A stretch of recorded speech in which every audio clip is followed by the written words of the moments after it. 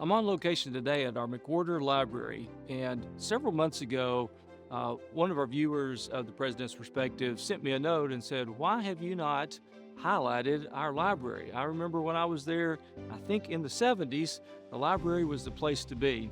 And I think I responded that the libraries of today may not be what you remember from the libraries from the 70s. And so, great suggestion to come over and take a tour of our libraries. And so we're going to do that today. But first, I'll introduce you to the executive director of our library, Dr. Gerald Chaudron. Thanks for having us here today. And you heard my lead in there. Libraries are so much more in today's environment, right? They are. We're now very much technology based.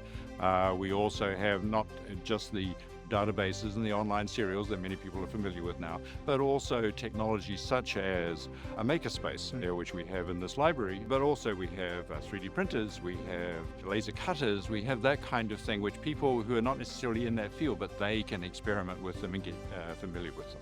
Okay, this is our sandbox or our makerspace. Over there, 3D printers and other equipment that many students actually on this campus who are not necessarily in a class that uses that will come in here and use that technology. We offer classes and we can teach them how to use a 3D printer, and then they'll say, well, I've got this little project that I want to do and I want to make this thing, and so now they know how to do that. So is that open for students and faculty and staff to come over and use the 3D printer? Because there's all kinds of things I have in mind I want to make with a 3D printer. Can I get access to that? Once you learn how to use it, yes you can. This space here, it's a group study area. You have a monitor which they can connect their devices to, obviously a whiteboard, but just a space where students can gather, work on a project. So we have this space here, which we call a fishbowl because there's a lot of glass, and we have two more on the fourth floor, which are in constant demand, along with the smaller group study rooms that we have scattered around the library. This is the podcast room, but now that's probably kind of limiting.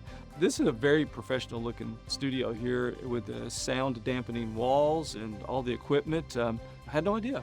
Students use this, I guess, if they're doing social media, creating their own podcast. What else are they using it for? Well, a number of the schools actually ask them to provide a podcast or some sort of recorded assignment.